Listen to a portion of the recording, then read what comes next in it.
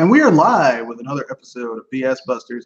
This one's a little bit special because all we're going to be talking about the entire time is nothing but D&D. That's it. That's all we're doing. We're just talking. Actually, no, I'm sorry. We were talking about D&D before we went on air. We're actually talking about Smash Brothers. We're also going to go over some basic news of the week, like the EA guy trying to sit there and throw. The BioWare guy trying to use Breath of the Wild as an excuse as to why that game flopped. Ow. I'm sorry. That I had the face palm hearing that. Well, yeah, it is. It is really stupid, but I mean, what are you gonna do? You know? So we're going to cover other news like that, and then after we get through the news, we're going to dive into the main topic, which is just baseless Smash Brothers speculation.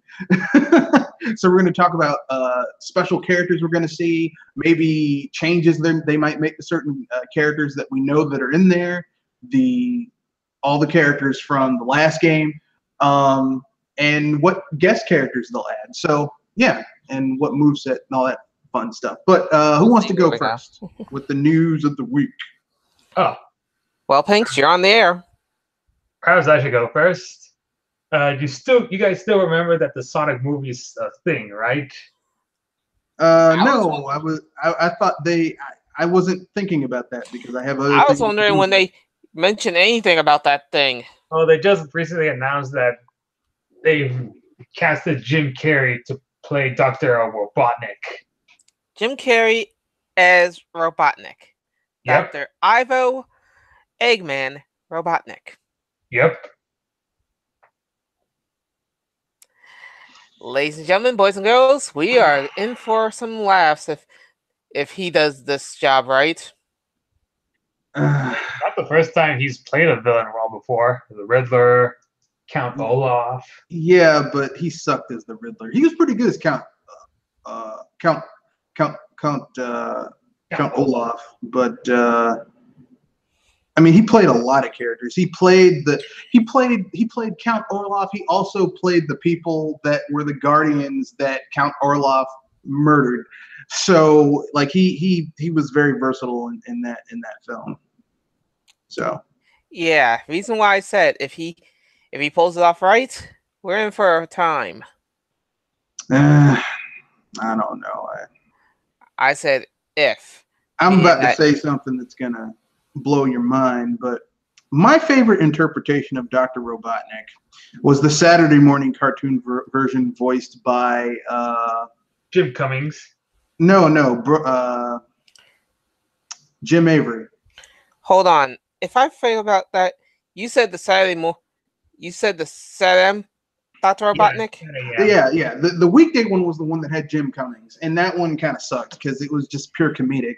No, the Dr. Robotnik I liked was the one from the Saturday morning cartoon, which was, I want to say every book, but that's not his name. He had the deepest, most intimidating, because here's the thing. Dr. Robotnik is supposed to be scary. He's supposed to be creepy. He's supposed to be a credible threat. Dr. Robotnik that's the one by Jim Cummings. The other one was from The Adventures of Sonic the Hedgehog. No, Jim Cummings didn't do that voice.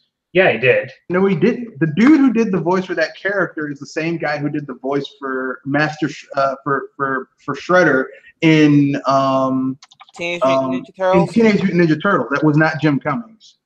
That was the guy who played Uncle Phil, whose name I'm going to look up because the guy died. And James Avery. James Avery is the guy who did the voice. And James Avery had one of the best voices. Oh my God, that guy's voice was awesome. I still think you're mixing the two Robotniks up. No, I'm not. No, because I've done my research.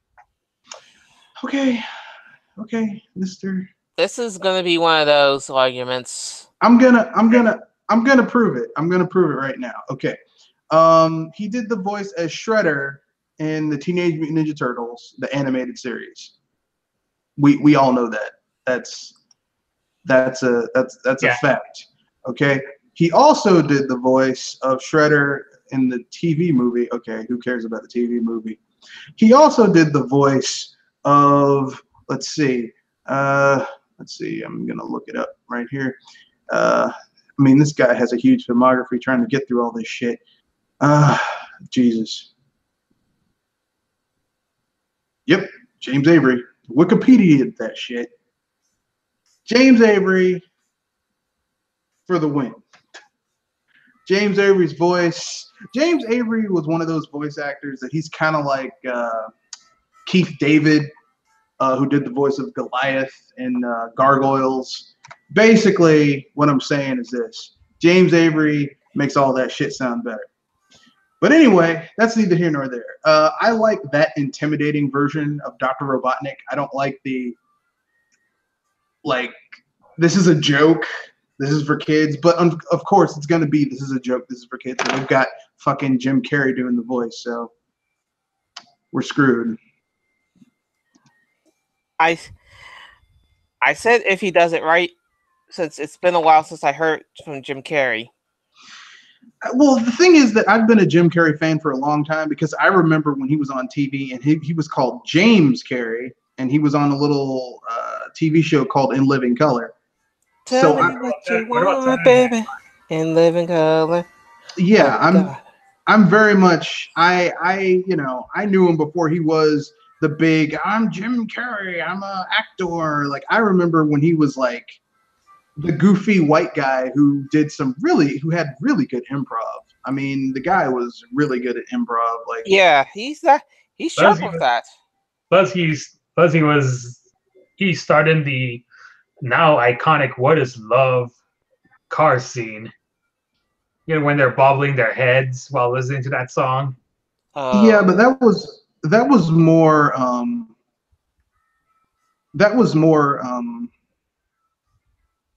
What's his name? That was more Will Ferrell and Chris Kattan's thing. Like he was just one of the guys who starred in that. Like it really, the thing that really put Jim Carrey off the map was that he started doing, like he started soloing movies that he could really push physical comedy because that's what Jim Carrey used to be really known for was physical comedy. So like he did the Ace Ventura series.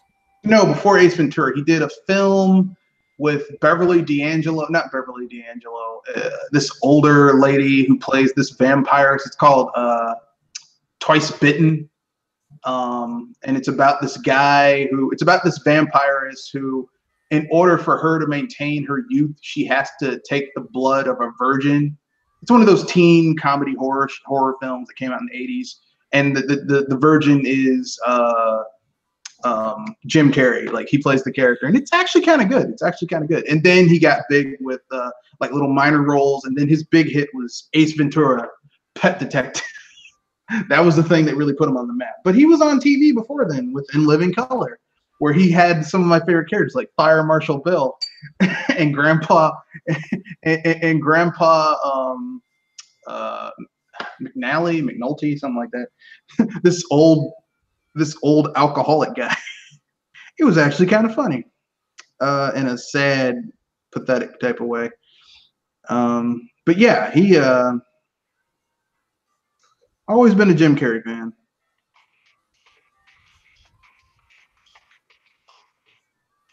But yeah, I mean, I don't know if the new Sonic movie is going to be good with Jim Carrey doing the voice. Also, I don't know if the Sonic movie is going to be good because the games have been very hit or miss too. So, like, you know, that doesn't help the series much. Yeah, when the games have been shit, then I can't, you know. And I know the games and the movies are two completely different things, but they are interconnected in a way because, you know, like if the games are shit, do you really want to see a movie about a character that you don't care about? Good point. Yeah. So the same can be said with the Mario movie by elimination. Yeah, but I mean, you can flip that. I mean, the Mario games by and large have been good.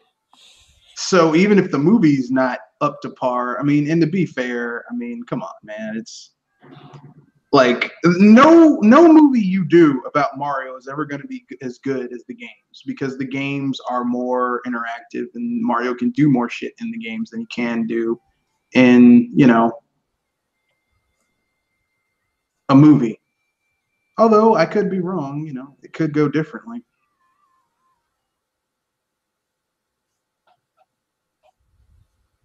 Now, moving on to other news, they just confirmed that they're going to be making amiibos for the cut veteran characters for Smash as Maybe. a form of as an appetizer for the main course at least. I can hear Walt's crying from that. You can buy them if you want to. I wouldn't, but that's just me. I mean, completionist collectors. Yeah, if you absolutely have to own this stuff, then knock yourself out. But the way I feel about amiibo is like this: just buy what you want to buy, but you don't have to have everything. Yeah. If you try and get everything, you're gonna go mad. You're gonna go insane. You're gonna go bankrupt from it. Well, yeah, it's expensive, and you're gonna go crazy. So why? Why? The only reason why I think that would happen, complete it. I don't know. That was my impression of the voiceover from the completionist. Yeah, if you absolutely 100% need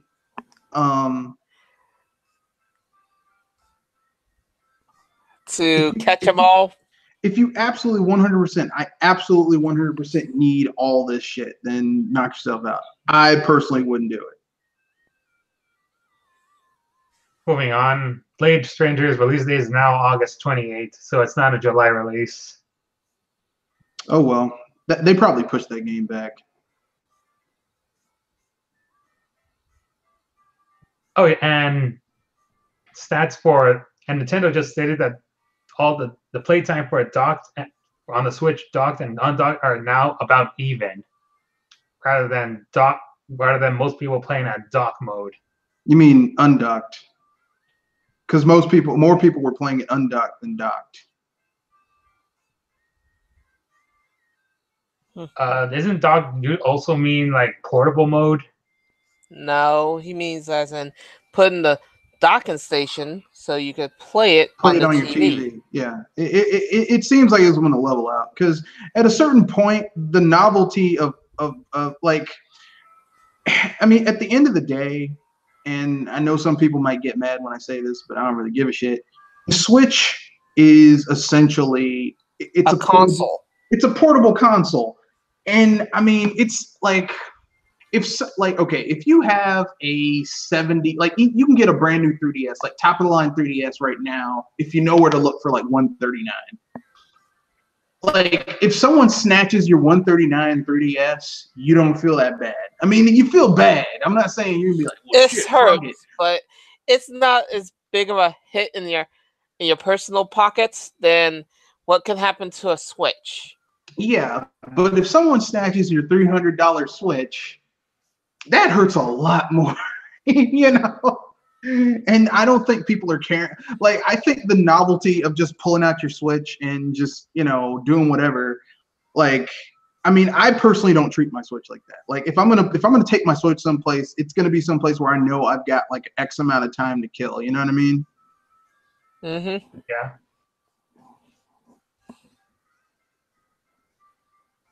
So, like, if I'm going to the movies and I'm like, okay, I got to kill like an hour and a half, or at least a few minutes. Well, I mean, I don't know about you. I like to get to the movies really early just so that I can look at the previews and get a good seat and enjoy myself. Reason why I have a 3DS instead of a Switch for portables. No, I'll bring my Switch with me. I don't care. I'll take that shit with me. If I have an hour to kill, I'll bring the Switch. If I don't have an hour to kill or more, then I won't. Because I'm the only one in this group that has both a 3DS and a Switch, and no, brings a 3DS around more. I carry my 3DS with me all the time. So much so that I sometimes forget to charge it. My, oh my, I gotta get on your case about that, but that's another time. Yeah. And finally, the news about the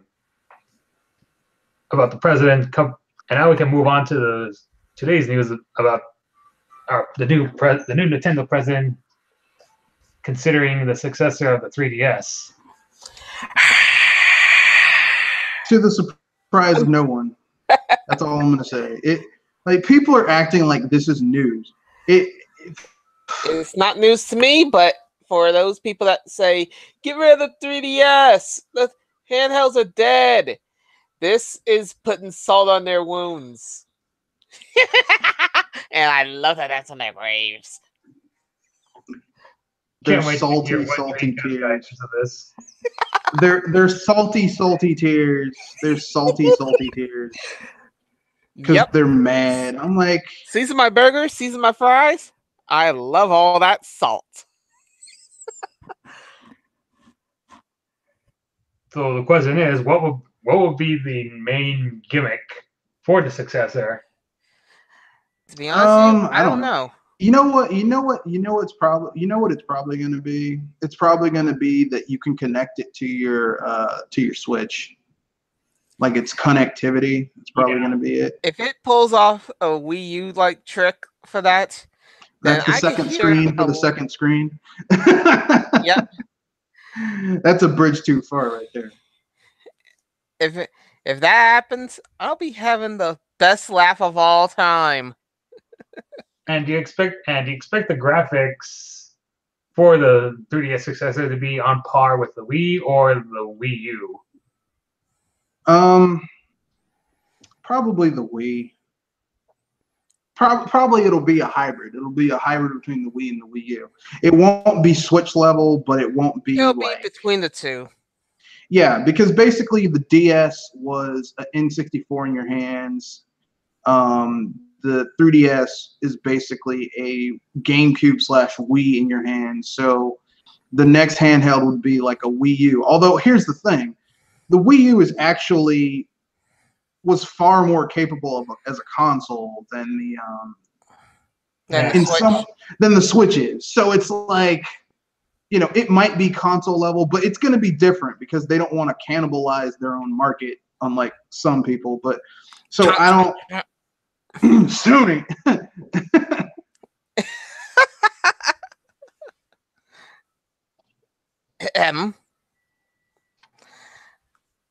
Anyhow, you're talking about cannibalism?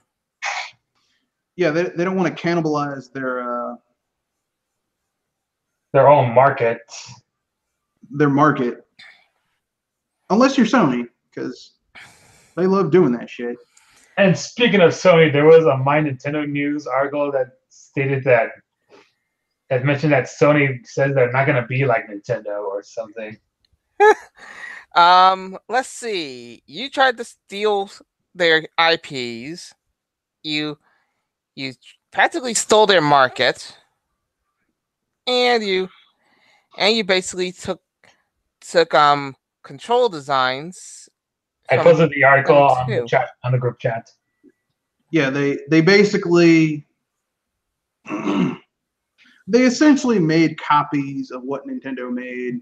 The Connect combined. Like everything that the PlayStation is, they basically stole from Nintendo when they were working with Nintendo. So I don't know.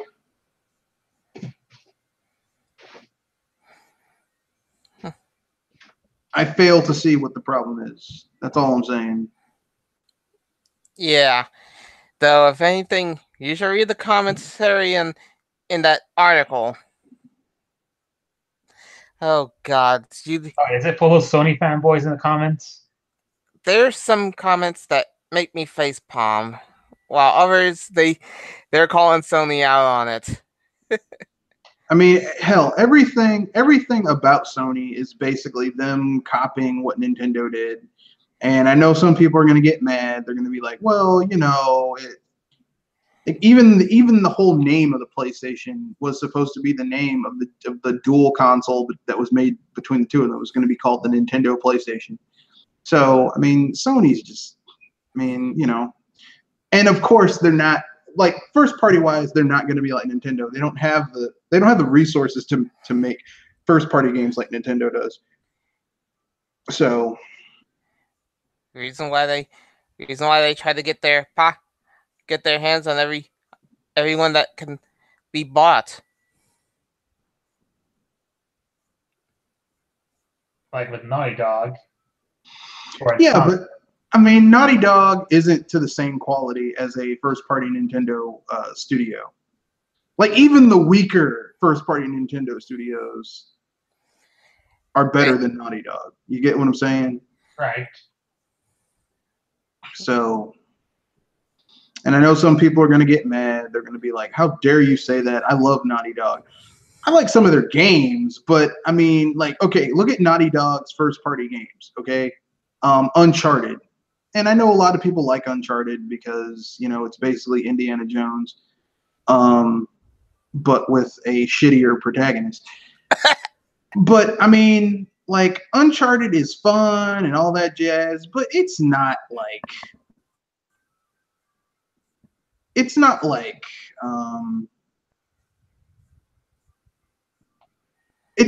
as good as maybe Retro's games.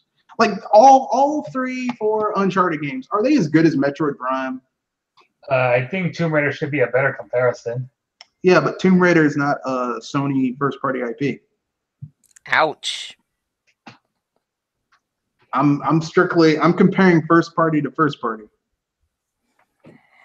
And that's a different kind of punch than saying Lara Croft versus Because him. Lara Croft right now is Square Enix's IP because they bought it, but before that it was Eidos's. So it's never been Sony's IP because the first Tomb Raider was made for the 3DO and PC and the Saturn. It was not made for the PlayStation. They moved it over when the 3DO was bombing spectacularly because no one wanted that system. But wouldn't Zelda and Uncharted be a better comparison because it involves action adventure and treasure hunting? I wouldn't say that. The only reason I'm not saying Zelda is because because of the fantasy aspect. Yeah, I'm just talking about like an open world action adventure exploration game. That's Metroid Prime. 'Cause that's all you do in Metroid Prime, really. When you get down to it, you're just exploring, finding stuff, and mowing down tons and tons and tons of people.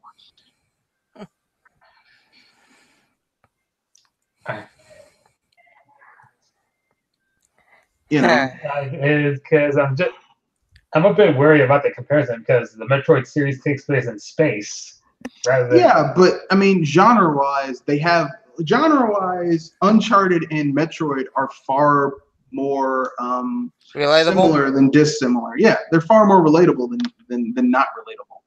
I mean, both of them are first/third person shooters where you're exploring set pieces and taking out tons and tons of enemies with occasionally a boss fight. Uncharted does their boss fights a little bit differently. It's the set pieces. Like, I'm on a train and it's gonna, if I don't kill these dudes and get off the train, it's gonna go off this bridge, you know. Metroid's more like, okay, especially like Prime was big about this. It's like, okay, we have to turn on these generators so that we can turn on the planetary defense guns mechanism before this meteor, this phazon meteor crashes into this planet. Like, I mean, it's like action set pieces where the action, like everything except Metroid's better. Like, you can revisit old areas and discover new stuff, whereas Uncharted is just action set piece to action set piece to action set piece. It's like going through Mario, but a movie. You know, and I know some people are going to be like, but I like Uncharted. I'm not disavowing people's like of something. I'm simply saying that comparatively speaking, like, their first party, like Sony's first party games are not as good as what Nintendo can do with their first party. So, and I know some people are going to get mad. They're going to be like, how dare you say that? I like it. And they think that because they like something, that makes it more valid than, you know, there's tons of stuff I like that's not very good. And we've already had our topic about games that are super Kind of bad. loves. Yeah. There are tons of games like that. But Primal whatever. Rage. Yeah, a lot of people like Primal Rage. I mean, I personally feel it's kind of meh, but mechanically, it's not a very good fighting game. But I mean, I thought Primal Rage was not a good game from I thought that was a general consensus that it wasn't a good game. no, I mean, yeah, but that's the thing. From a technical level, it might not be a very good game, but if someone enjoys it, they enjoy it. I can't argue that you don't enjoy something. You know what I mean? Right.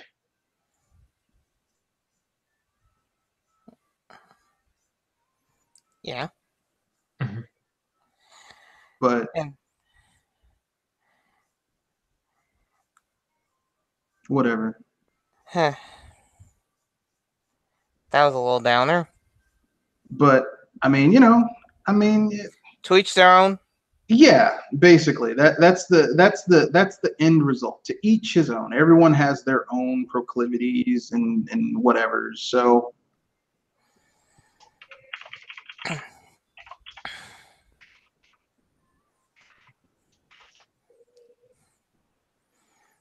Anything else, Pinks? Nope. That's about it. Slow news today. so now I guess we can get to the main thing, which is time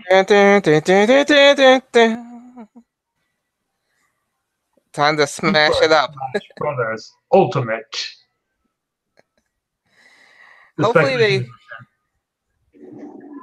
they'll do an announcer with the opener. Well, I mean, they brought back the previous announcer from the last game to do the voice. Yeah, but if you remember, they did announce the title screen for 64 and Melee. And they haven't in Brawl and Smash 4. And you're hoping they bring it back for Ultimate's intro, right? It's a little hope. I personally don't really care too much about who the announcer is.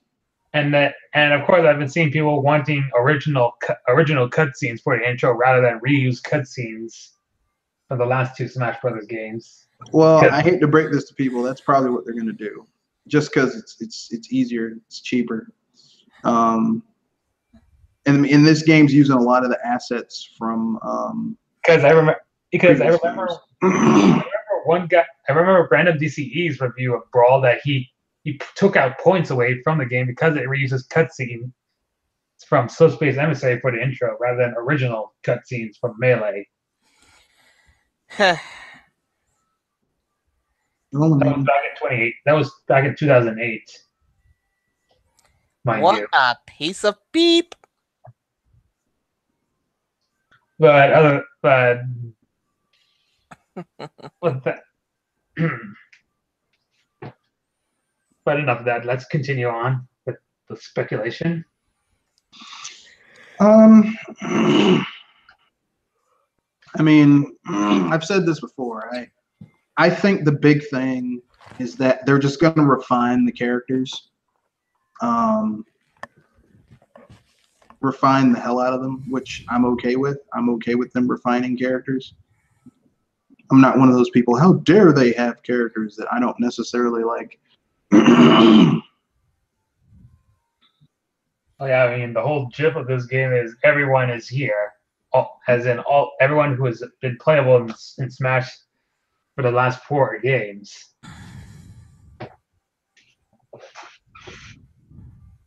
And one of my friends was happy that Young Link was back in. Because Majora's Mask was his favorite Zelda game. I mean, yeah, I think this game is we're gonna try and please everybody. Like, I think that's the gist of what it's all about. It's like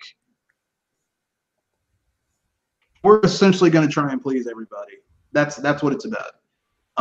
So you don't like Breath of the Wild Link? Okay, here's a younger Link. You don't like younger Link? Here's Toon Link.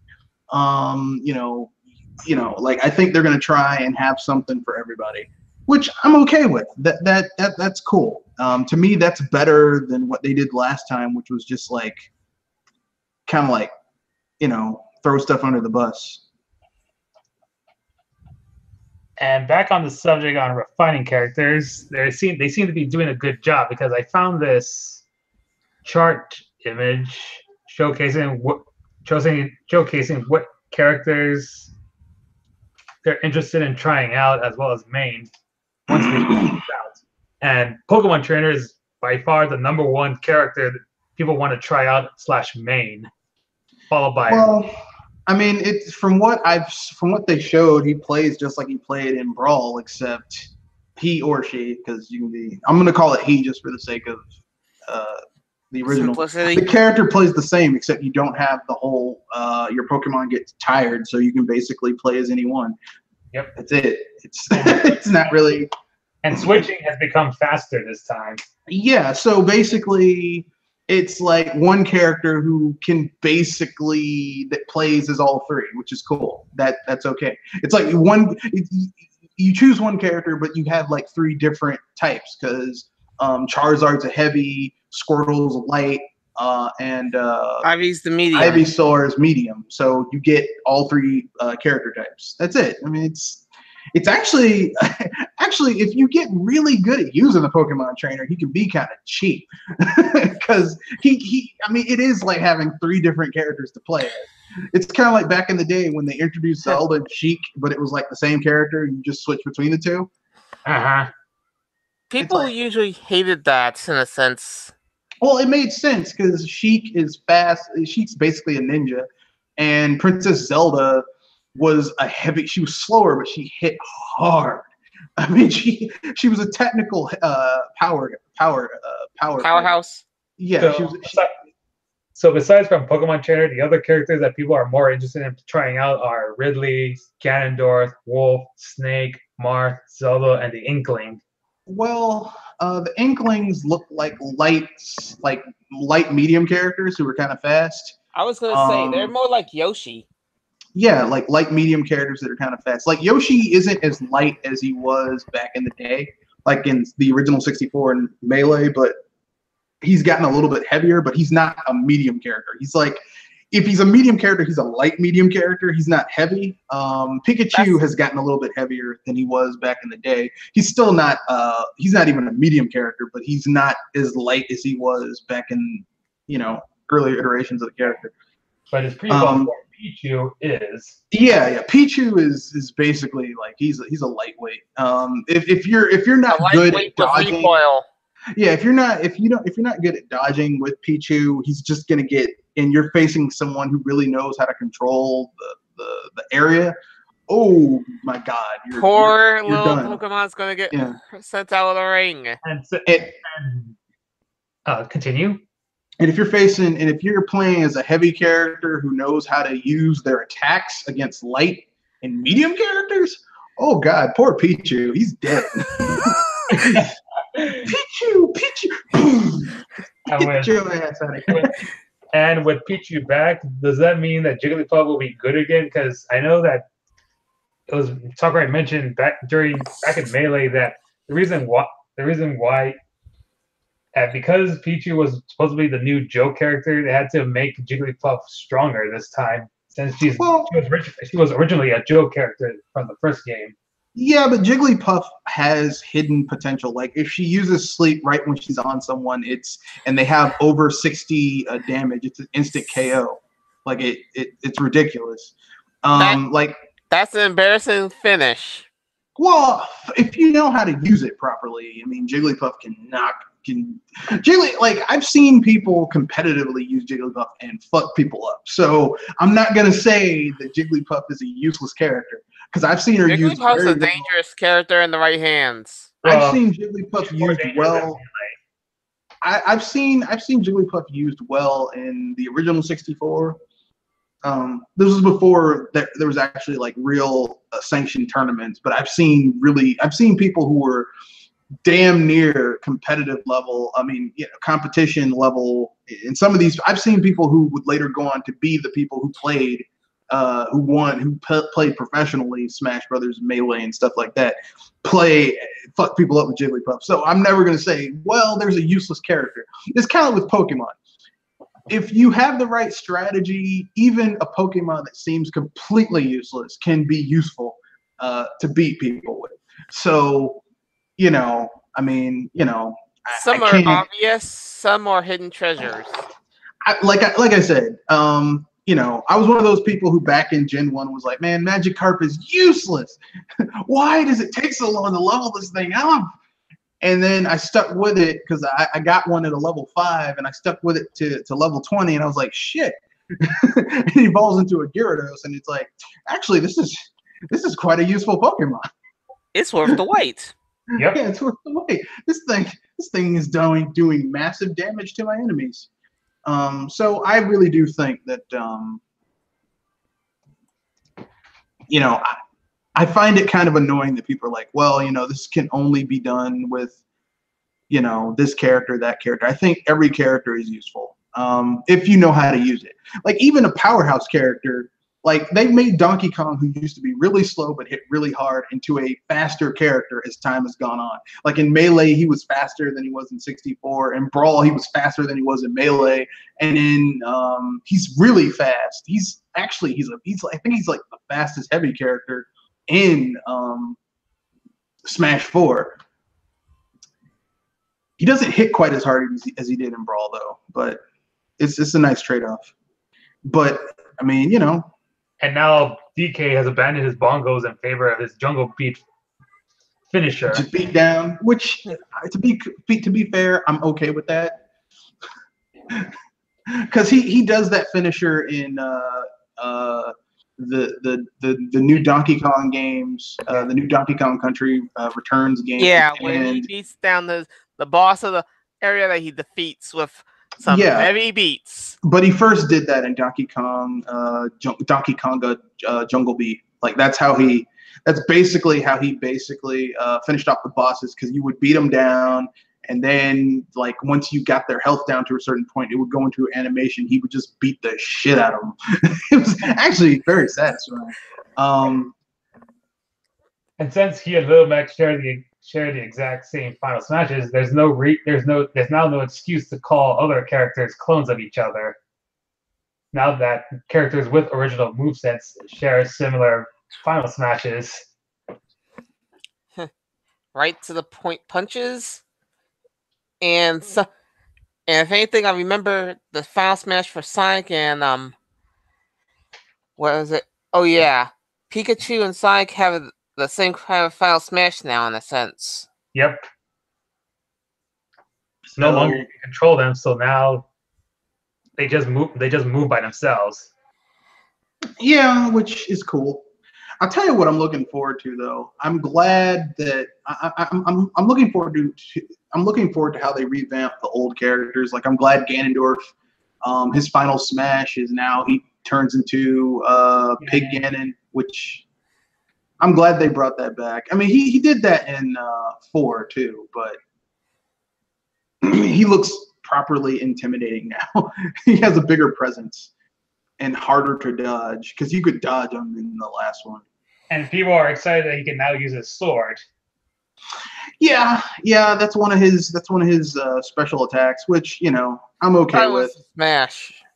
I'll keep it real. I would have preferred with Ganondorf, if they really wanted to differentiate him, if they had instead of going with the humanoid Ganondorf, they had gone really old school with like Blue Pig with the cape and the trident Ganondorf from back in the day. That would have been because then you would have had a completely new character, and it would have been like no one would say, well, he's a clone of somebody else. There's no one else like him on the roster. But I mean, changing up his moveset, it's cool. as long as he can still hit hard, I don't care because I actually am really good with Ganondorf. Been really good with him since in all the games. So, you know, like because Ganondorf is one of those characters who, while his physical speed is kind of slow, He can wreck house. Yeah, his basic attacks, his basic neutral attacks can hit are kind of fast. Like his palm slap and brawl and 4. Ooh, fast characters like I'm fast. You can't. I was about to say you're too slow, and Ganondorf gives you a backhand. Yeah. And everyone's going all googly eyes on the new Zelda design, or new old Zelda design, because it's based off of A Link Between Worlds / A Link to the Past. And I'm okay with that. I'm gonna keep it real. I'm not like I don't really like the Breath of the Wild designs for the characters. Like I don't like Breath of the Wild Link. I don't like Breath of the Wild Zelda. Like so I'm not like enthralled with those characters, but I mean I like that they're using Zelda from Link Between the Worlds. That's a really good game. I'm glad that they're using Thank you. Yeah, Link Between Worlds is a really good game. The only downside of the game is that it's a little too open world. Which is kind of odd. Like it's so open, but even though it's incredibly open and you can go practically anywhere, there's still an optimal way to go through the dungeons in order to get the best stuff early on. Because there are certain dungeons you can go to, and if you go too early, you'll get your ass handed to you. No, that I'm confusing it. The problem with it being so open world is that basically, because they want you to be able to go in any order you want to, some of the dungeons are too easy. Like all of them are just a little too easy, and there's no real challenge to any of them until At some you get. Points, at least. I mean, till you get to Hyrule Castle. Yeah, well, not even that. Like even after Hyrule Castle, I'd say the Dark World was more the challenge. Even the Dark World is kind of easy. It like really the only real difficulty in that game was the challenge tower, and that was it. I was like, the challenge tower is kind of hard, but then again, like I have been playing Zelda games for ages, years. So the Legend of Zelda has always been. The Legend of Zelda is a little too easy for me. Like even Breath of the Wild, I was like, really? Like the final boss was just depressingly easy.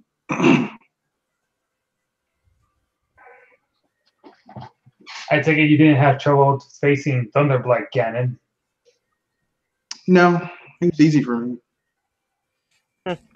Teach me. I mean, basically, the whole thing about Thunderblade Ganon is when he puts down those lightning rods to charge up for his really powerful attack that if you aren't powerful enough can basically destroy you. You can do one of two things. You can destroy those little pillars so that his thunder attack is either weakened or you can do my personal favorite and use the magnet thing to move his rods closer to him so that when the lightning hits, it bounces back and hits his ass and stuns him so that you can go up to him and hit him with your attacks. I mean, it wasn't hard for me to beat him. Or you can pick up another metal thing you can drop a metal sword and use magnet to put it close to him so that to the rods and him so that when lightning hits, it hits the metal thing and then hits him. I mean, it's like that's the problem with the game is that the boss finals, what you should be fighting towards, which are these encounters with Phantom Ganon, whatever they call those things. Yeah. Like it's like, I mean, like it's sad when normal encounters in Hyrule Field and other places around the game, like, oh, it's a skeleton Hinox, it's one of those Lionels. Those are more difficult to get through than a fucking boss battle in one of the dungeons, which is embarrassing. So, but that's neither here nor there. No, I hope it's good. I hope the characters in the next game are good. I want them to be good. I want those things to be good. For those of you who are listening, if you are watching on YouTube, you can leave your questions in the chat. We'll try to get to them. And so moving on, they're also rebranding a few selected clone characters as Echo Fighters, namely just Lucina and Darkbeak, and the newly revealed Daisy.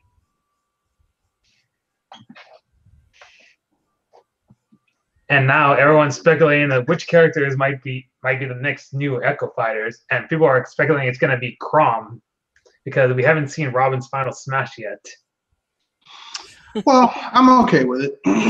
I'm okay with clone character. Like, basically, I think this is going to be Sakurai's last Smash Brothers. So, I mean, let it be. I mean, throw in. I think this is going to be Smash Brothers, everything, including the kitchen sink. Hopefully, that includes a decent fucking story mode, if we're lucky.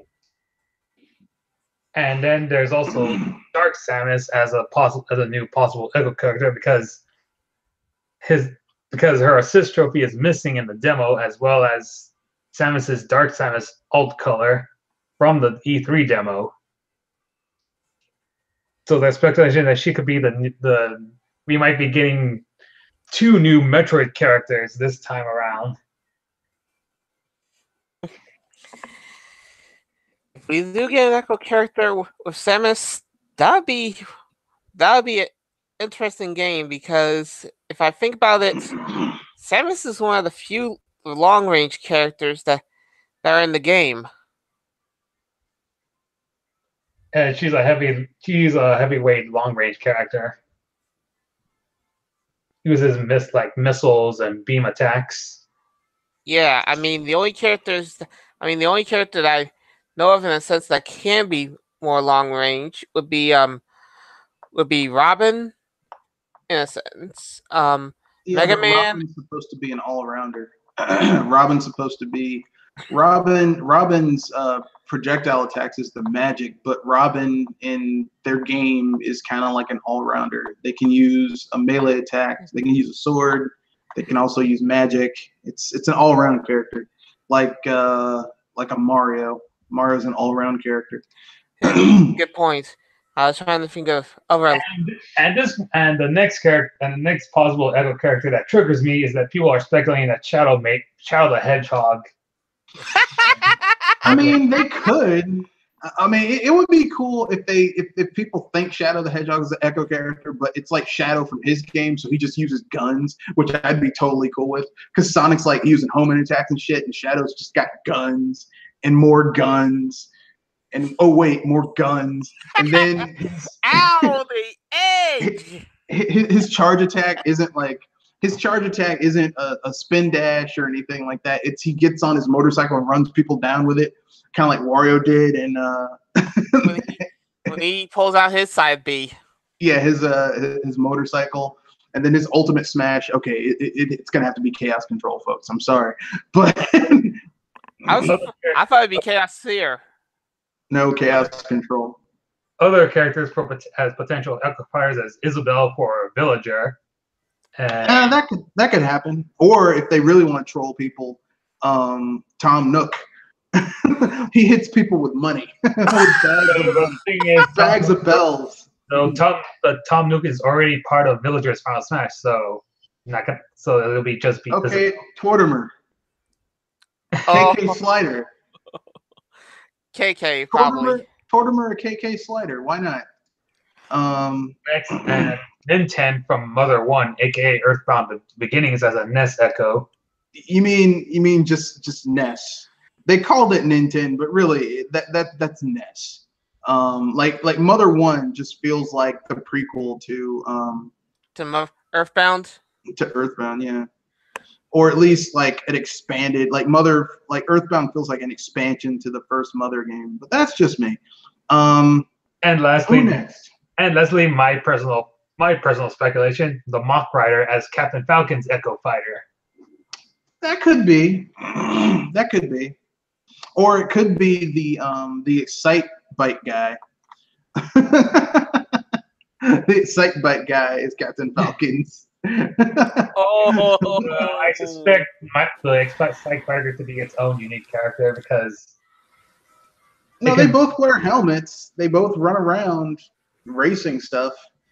like the Excite Bike guy could be. The only difference, the only thing that they can make him difference is that like he can enter into a hyper mode, which makes him faster. But it's like the turbo mode in Excite Bike. So if he overheats, it makes him weaker for a time, and he takes more damage, and it's easier to knock him out. Yeah, that's the main gimmick. That's the main idea for Excite Biker's gimmick. So long as he stays on his bike, as to make him more unique, rather than a fighter. It could be. I don't know. And then there's people speculating for Ken as Ryu's Echo Fighter. Yeah, That'd be obvious. I mean, yeah, that's really obvious. But I wouldn't be averse to it if they give us his stage with his music, because Ken's music's iconic too. Yeah, they gave us Ken's music in the last game. Why not add? Yeah, but they didn't add his stage. And why not make it a three-peat, a threesome, a menage a trois, if you will, and include Guile. Because if you're gonna include Ken and Ryu, why not include Guile? His final smash could be him like the flash basically. kick? No, his final smash would be him basically One of his putting his ear to his key fob and him calling in a bomb strike, because he is a colonel in the Air Force. He can call in a bomb strike to blow up the stage, or maybe part of the stage, hitting one person and doing massive damage, instant KO.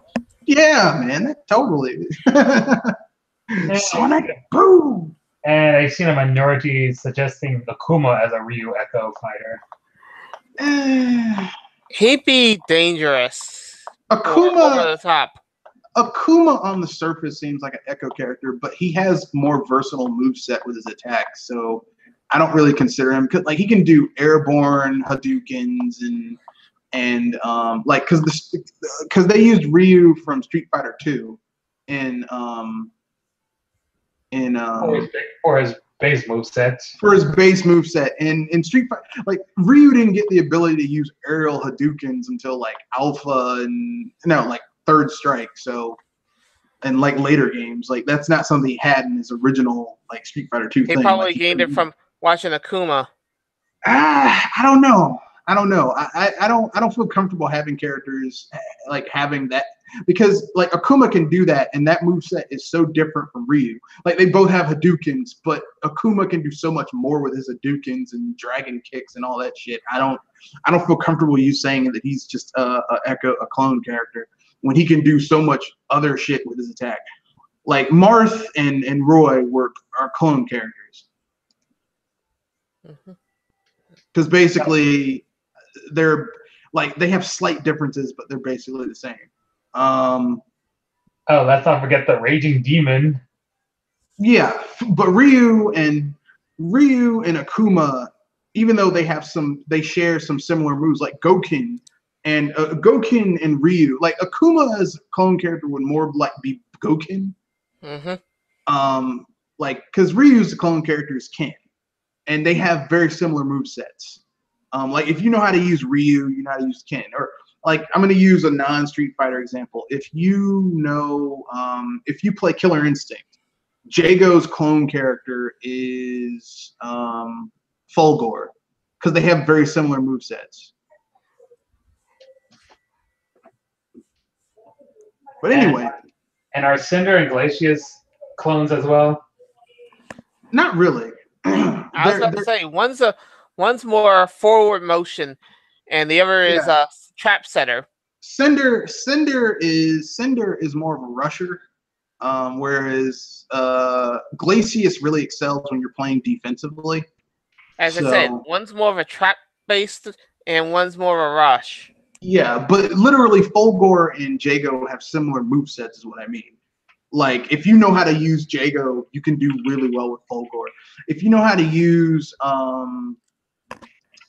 ironically, if you know how to use Chief Thunder, you probably are going to be really good at using Saberwolf. They have very similar movesets. So it's one of those things. Like they have similar movesets.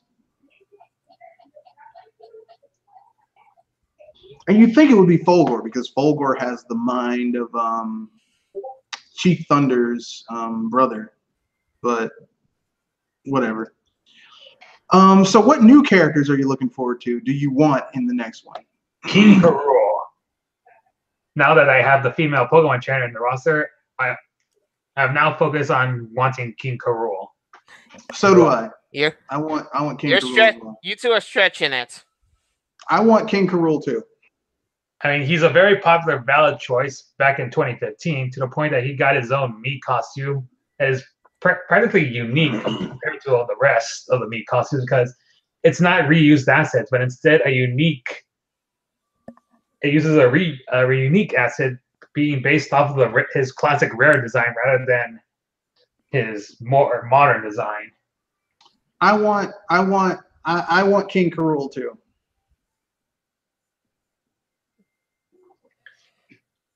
And later after King K. Rool is Banjo-Kazooie, though I expect them to be DLC because Banjo-Kazooie's anniversary has already passed and still no announcement. Well, I think we can write off Banjo-Kazooie being in this game. I mean, I know we're talking speculation, but I just don't. I don't see them doing that.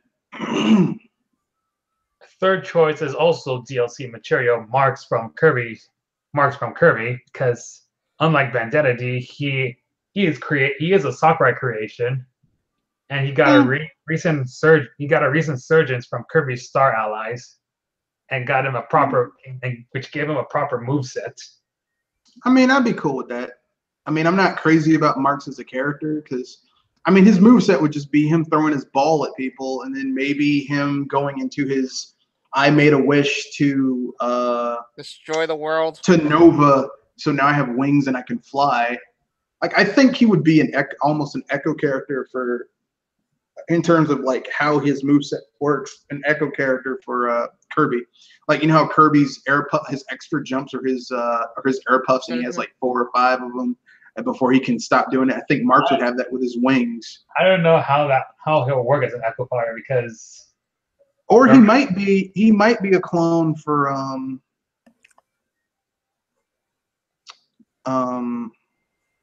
Meta Knight, which makes more sense. That will require him using a sword though. And no, he doesn't have to use a sword. I'm saying his movement like with his wings and stuff could be just like Meta Knight's with his wings, which would make more sense for his movements. His moveset might be different. I mean, he's got his ball, so you just move everything around his ball. Maybe his ultimate smash could be that thing in the black hole. The black hole. He just like people in the immediate area get sucked inside and take massive damage and get which they could steal that. They could steal the animation for that from Meta Knight's final smash with his cape. Behold my power. Moving on, my fourth choice after that is Captain Toad, though he seems even less likely now since the regular Toads are still part of Peach's moveset as well as Daisy's. And lastly, my fifth choice would be Dixie Kong, which many people are against the idea of her as an Echo fighter for Diddy Kong because of her hair, because of her ponytail.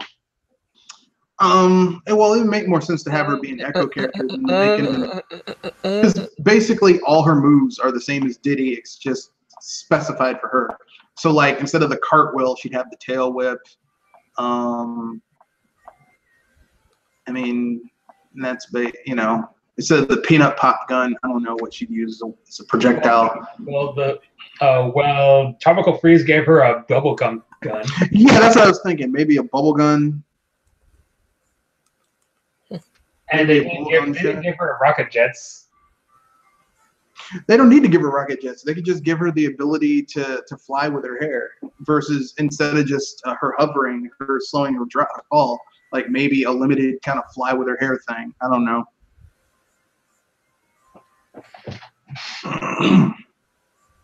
And that's pretty much it for my personal choice, and everyone else are hoping for Vandanity, Gino, Ashley, Elma from Xenoblade Chronicles X. I'd be cool with Alma. I don't think she's gonna be in there, but I'd be cool with it. And a Rhythm Heaven character, and Isaac from Golden Sun. I'd like Isaac. And Rayman. Okay, no Ubisoft characters. Fuck Ubisoft.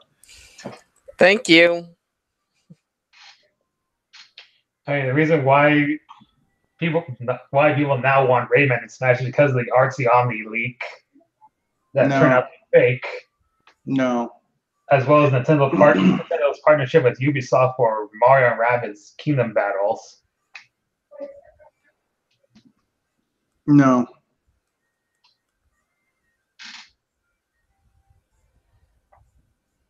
Oh yeah, and I've seen people still wanting Sora in Smash.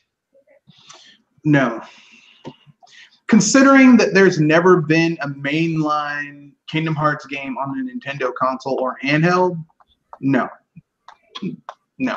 Well, there is a mainline Kingdom Hearts game on a handheld, the 3DS, Dream Drop Distance. Yeah, but no. Not Kingdom Hearts 1, not Kingdom Hearts 2. And Kingdom Hearts 3 isn't coming to the system either, I don't think. I mean, let me put it this way. There's more of a chance of it not coming to the system than it is. And when they did deign to put a handheld, it was some shitty spinoff. This explains what happened to this. I don't give a shit. No, fuck that character. He's not allowed to be in Smash Brothers. There, I said it. No, if I had my top 5 characters I'd like to see in Smash Brothers, third party special characters, obviously Simon Belmont's on the list. Earthworm Jim,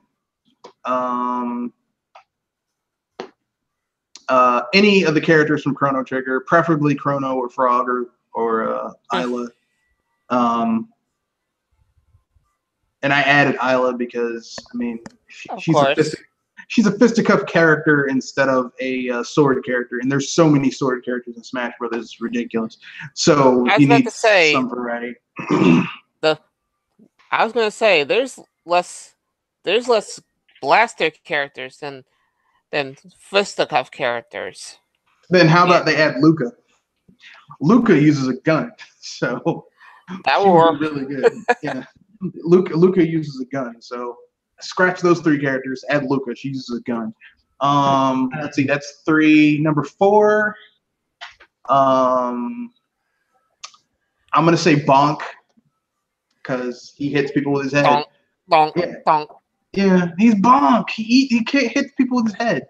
His final smash could be him getting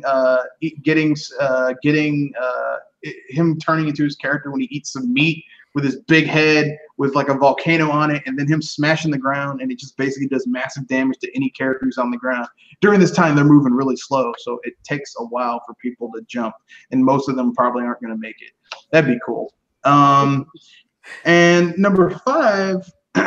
Well, you know, I'm gonna be like Pinky with he's like Banjo-Kazooie. I don't like Banjo. I don't think this rare character could be in Smash Brothers, but I would love it if they did. Conquer. I call it. That's right. I know it's not gonna happen, so I'll give you a more realistic one.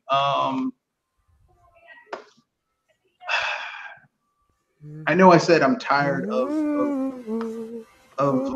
sword characters. So I'm going to use a character from a game who doesn't use a sword. I'm going to use this is not a third-party character. Jeff from Earthbound, who uses. He's already on Sis Trophy. Oh, that's right. Okay. Then Dr. Andonuts, Jeff's dad. He uses guns. Or hell, they could make Mr. Saturn into a. He's an item. They could take him from being an item into being a. He's still an item as well. They could take him from being an item into being an actual playable character. Why not? I don't know how he'd attack. I don't know his moveset, but it would just be hilarious to kick somebody's ass as Mr. Saturn. I want to talk about Simon Belmont for a second. So there's this. So prior to E3, prior to Smash's E3 Direct, there was a guy named Burjaban who leaked Ridley as well as the return of the Ice Climbers and Snake and and Smash 4's roster coming back into the game. He also mentioned Simon Belmont being the new third-party guest, along with as well as some Minecraft content, either as an assist trophy or a stage. No playable character. Well, I mean, Minecraft doesn't have a playable character, so. And so far, all of his rumors came true after E3 happened. Yeah, so they're probably going to have Simon Belmont. They probably held that back. They're probably going to have another direct later on this year, closer in. That's going to give you more information about other stuff. I predict Simon Belmont's reveal on October because it's Halloween. It might be earlier because it's Nintendo and they're weird like that. But yeah, I mean, either way, I'm good. I like Simon Belmont. I just hope they use the Simon Belmont with the beard and the who looks like a man and not like a teen idol, like they did with later iterations of the character. Because fuck that. This is a dude who fights vampires. You mean his Conan look? From it's not really Conan because he has a beard. Conan doesn't have a beard, but yeah, like he looks like a grown-ass man, not like a teen idol. Because teen idols look like Bishan and Ikemen. I don't like that. I hope they use, or if they don't have that iteration as the main, like one of the skins, it's like you can get different eras of Simon Belmont. I'd be cool with that. Or they'll probably give us Richard Belmont as a skin. Richter? Yeah. I'm not a huge fan of Richter Belmont, but or Trevor Belmont. Not a huge fan of him either. They all feel like pale imitations of the original Who's Simon. Because the first Castlevania game that we had has Simon as the protagonist, and I don't really care about Trevor or Richter, even though in the 8-bit era they just felt like palette swaps of the same character. They were just palette swaps of Simon. It's like it's Richter Belmont. Yeah, he's blue. I don't care. But anyway, yeah, I'm cool with it. I like it either way. And continuing on with the rumors, I did come across two of them that somehow that connect with each other. One is how much? Like 1-to-1, and when it comes to newcomers. Let's see. One of them came out in. Let me check the date. Back in June 15, 2018. And the guy claims to be from a Spanish video game press member who had access to very reliable sources regarding Smash Ultimate. And he said that there will be 8 brand new newcomers and 3 Echo Fighters. Well, the 3 Echo Fighters were announced. Well, actually, this includes all the this list includes all of the announced characters. So the 8 characters, the 8 newcomers are Inkling, Ridley, Simon Belmont, Chorus Kids, King K. Rool, Elma, Dixie Kong, and Ashley. And the Echo Fighters are Daisy, Dark Samus, and the Octolings. Fair enough. And then the other rumor was from Events Hub. Mm-hmm. And it was posted back in June 16, which is a day after. And she too said says the exact same number of newcomers and Echo Fighters. Inkling, Ridley, Simon Belmont, etc. I'm going to tell you what I think. I think here's what I think is going to happen at the end. Okay, I think that at the end of the day, what we're going to get is, I think what people have been leaking, I think that's only a part of what they're going to have. Like, I think up until like the month before this game launches in December, they're still going to be adding content. Like, I mean, like if not adding like content in terms of like characters, they're going to be finalizing deals to add characters after the game ships. Like, I think there's going to be other characters going to be added. And one more thing, Bergerban also made another new leak saying that expect at least half a dozen characters revealed before the game launches. Half a dozen means 6 characters. Fair enough. And if we believe this leak is true, the 8 brand new newcomers leak is true, that means we've only got 6 newcomers left to be revealed. If we don't include the Echo Fighters, at least. Yeah, I'd be cool with it. So, and remember that they saved a few more newcomers after the game launches. Like, they didn't reveal Bowser Jr. and Duck Hunt until after the game came out until Smash 4 came out. Yeah, but we already know those characters are going to be there because all those, like, we know that the base characters that have already been, that were in the last game are in this one. So we already know about a lot of those characters in this game. I'm just looking forward to the new characters. And even the Echoes can be interesting. I don't know why people think that, depending on how it's done, I should say. So. All right. But that's just me. I don't know. Jewel, you have any thoughts on this? A little tricky, but for me, I got at least only 2 characters, though one's oddly enough a sword fighter. Another, I'm trying to think of how many details I might come out as. Echo character, Mega Man, and it's obvious, either Zero or Axel.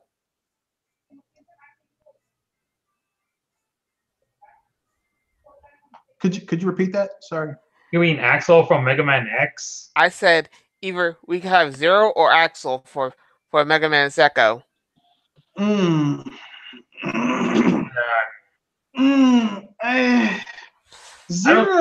I don't think Zero works as an Echo Fighter because it depends on which version of Zero you have. If you're talking about like classic Zero, then he basically plays like X. I mean, basically. If you're talking about the refined Zero from later iterations of the Mega Man X franchise, where he uses the Z Saber a lot, then it's a completely different character. Axel, I mean, it's your choice. I mean, wouldn't Proto Man be more of a clone character than Axel? I was trying to not go so obvious. Yeah, but I mean, Axel uses 2 guns, and plus he doesn't copy the abilities of other characters. He copies them entirely. So, I mean, I don't know. You know what I mean? Yeah, I get what you're saying. I was just trying to not hit the obvious button. But you can do whatever you want to. I mean, I don't know. It's your choice. We have some comments here from Weister20. I guess we were talking about characters we want to see. He says Rundus or Silex. I'd be cool with Rundus, Gore, Gandrata, or Silex. They're all really interesting characters. So I suspect Silex is more likely because he's going to be the new villain for Metroid Prime 4. Well, he might be the villain. We don't know. Blood Falcon or Captain Falcon's Echo. I don't know. Well, didn't they reveal Blood Falcon being Captain Falcon's palette swap in the website? Yeah, I think he'll be a palette swap. If they're gonna do a Echo character for Captain Falcon, it would have to be, I want to say Samurai Goro, but Samurai Goro uses a sword. So unless they treat the sword just as a Samurai Goro is already a Sis trophy. Well, I mean, who's to say they turn him into an Echo character? Like, I'm not gonna say just because a character's an assist trophy they can't become a character. Because I mean, this is Smash Brothers. They can do whatever the hell they want. So. No, I mean, what I'm saying is that they already deconfirmed him as an assist trophy again in this game. Yeah, but just because someone's an assist trophy doesn't necessarily mean that they couldn't be a character. That's the same argument Waluigi fans made because they still think he has a chance to play I mean, let's put it this way. Assist trophies are essentially, at the end of the day, they're like more involved Pokeballs. And yet you have Pokemon in the game. You can conceivably have Charizard pick up a Pokeball and throw it, and then there's a Charizard inside of it. So, I mean, I'm not going to say just because it's an assist trophy that it's, that it's impossible that they add that character. I'm just simply saying that if you're going to do an Echo character for Pick Captain wisely. Falcon, it would probably have to be Samurai Goro because he's like Samurai Goro is Captain Falcon's Rival? F-Zero rival. So that's why I said it made sense. That's it. That's the only but that's just me. And then he says anyone from Final Fantasy 1 through 6. Yeah, I'd be cool with that. Like if because they need the thing is that there's so many characters who use swords in the game. There needs to be some different play types. So maybe there's only about 13 sword fighters in the game right now. So it's not too many. Link, most of the Fire Emblem characters, they use a sword or some variation of a melee weapon. There's 6 of them, 6 Fire Emblem characters. So, and most of them use a sword or some variation of a melee attack. So let's say 5. So that's 6 characters right there. Then there's like 3 different types of Links, and all of them are using swords. so really it goes from 5 to 8. And then you add in, let's see, who else? Meta Knight and Shulk. Meta Knight and Shulk use swords. Cloud uses a sword. That's 12. No, that's 11. I mean, and Mii Sword Fighter from the Mii Fighters. 12. He ain't counting them. I mean, the fact of the matter is, it just seems like there's a lot of characters who use swords in the game. Or some type of melee attack. I'm saying they need to mix it up with the play styles because a sword's cool, but at a certain point, you need to have some too many blades. Yeah, there's too many characters using a weapon. Is what I'm saying. It feels like a Soul Calibur convention in here. I'm just saying mix it up with some characters who don't use a sword. Like I said. Yeah, reason why I said blasters are the least represented in the game.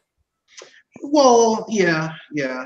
So, I mean, and Weister said any characters from Final Fantasy 1 through 6, you use Sid, Yang, or Sabin. Yeah, Yang or Sabin. I would prefer Sabin because this Ultimate Smash could be him suplexing a motherfucking train. Right onto an opponent. Onto the stage. And it does, if you have over 50 damage, instant KO because the death train got your ass. And he's a brawler. Or you could have Gao who uses he's a blue mage of sorts. No, Strago's the blue mage. Gao is the mimic. Who actually, if you invest in Gao, like learning his better abilities in the Velt, he actually can become really powerful later on in the game. But you gotta put in the quality time. Yang or Sabin, or if they really want to joke people out, get Tella. His ultimate smash, Meteo.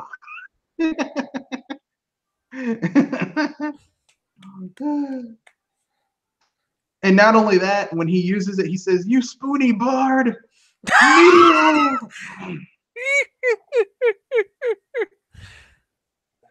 Because Tella was badass as hell. Or you could use Galuf from Final Fantasy 5.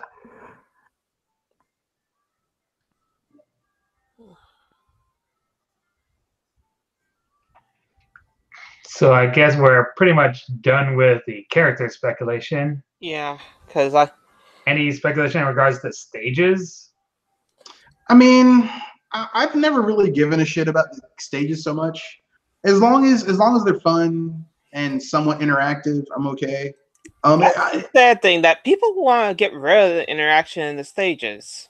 Oh, they just confirmed that stage toggle is now optional. Yeah, and I also hope that they continue the ability for you to find CDs through gameplay, and then you can like basically change the music in levels, like set the frequency of certain songs. Yeah, they're still gonna do that. Yeah, so I can basically have Green Hill Zone and just play the Green Hill theme song on it, because you know, if you're the Green Hill Zone, it's got to be the Green Hill theme song. You know, for the Legend of Zelda, go with the classic Legend of Zelda theme. Yeah, that's what I like. I'm hoping that Rules of Nature is one of the new songs. Not I don't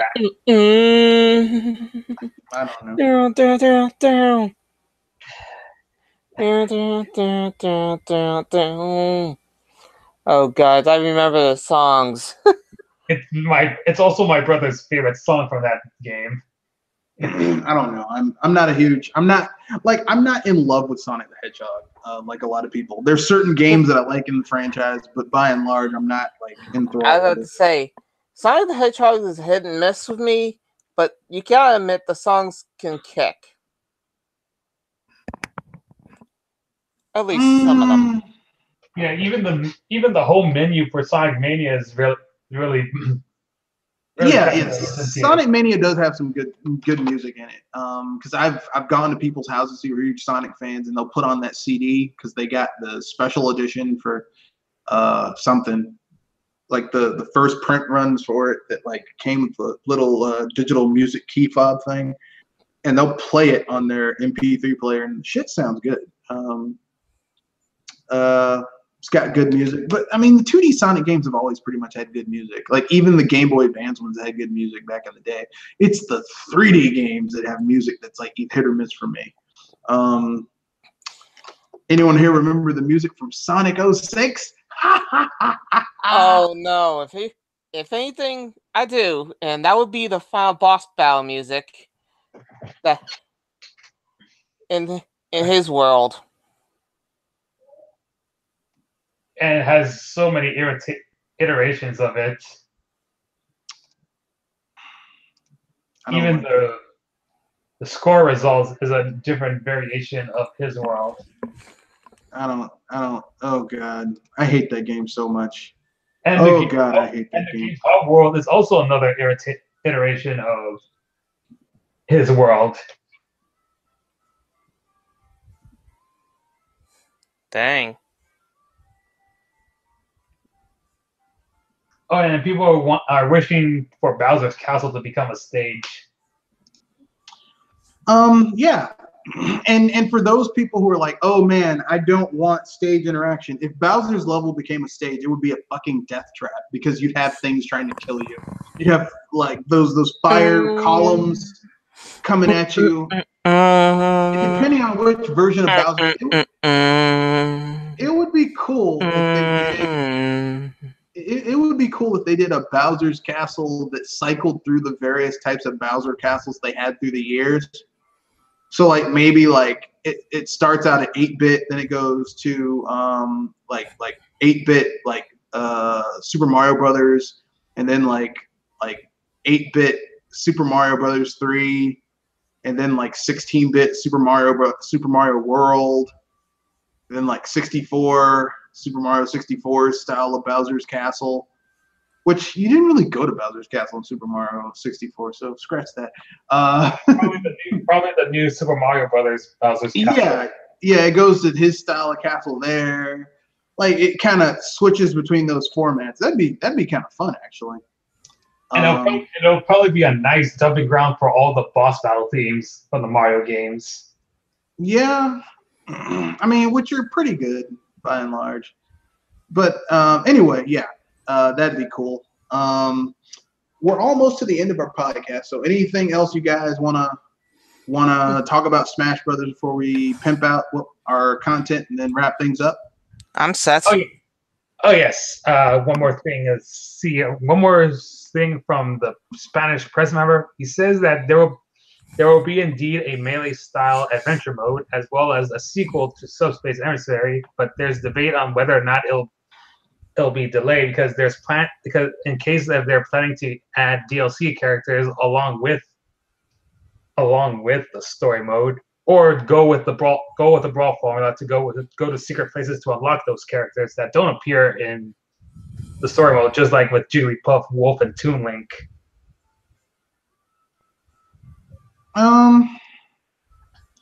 I'm gonna keep it real. I would prefer, you know what, the Midgar stage lacked the Final Fantasy fan theme. What about Rickard or Kane Highwind? They use lances.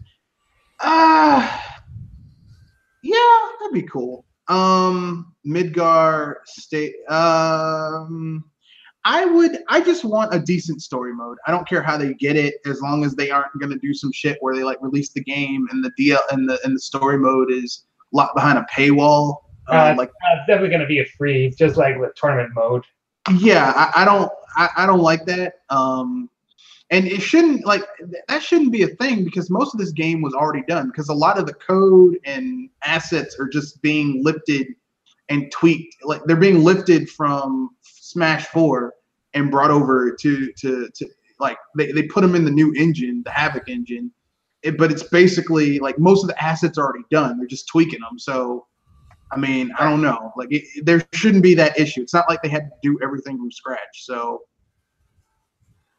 right, because I do remember in the interviews they said that Subspace Emissary was originally going to be outsourced by another studio, but because that studio wasn't available, they had to Sakurai's own studio team had to make it themselves, which tempered with their time to add more other content into that game, like more new characters and modes, stages, and whatnot.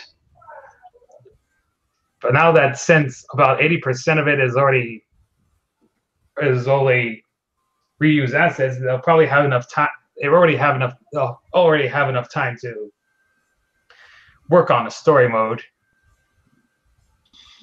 I'm just saying. I would like to have a decent story mode, because the story mode in the last game was how can I put this nicely? Shit. It was shit.